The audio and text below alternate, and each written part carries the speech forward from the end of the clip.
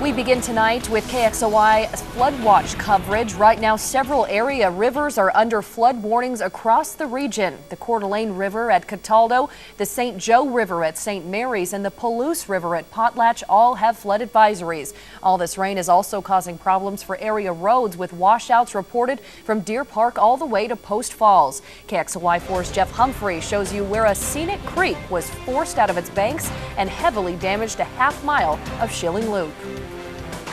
This is where a creek that comes off of Blossom Mountain is supposed to cross underneath a road called Schilling Loop. During our latest storm, runoff overwhelmed the underground culvert and the creek started rushing down the roadway.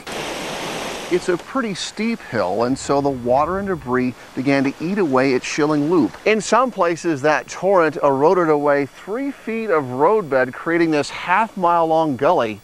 Shirley Shutt is one of the few residents now affected by this road closure. We've lived here 34 years, and it's never been this high.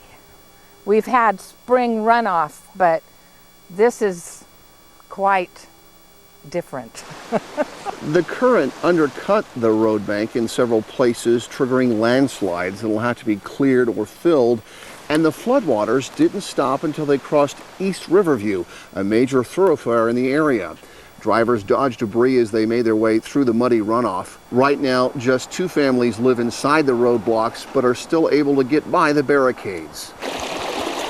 At some point, it appears that crews tried to cut their losses and put this creek back into its natural stream bed. It looks like they used some heavy equipment to actually dredge this channel across Schilling Loop.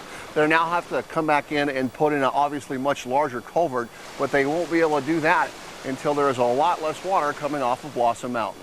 Reporting in Post Falls, Jeff Humphrey, KXOI 4.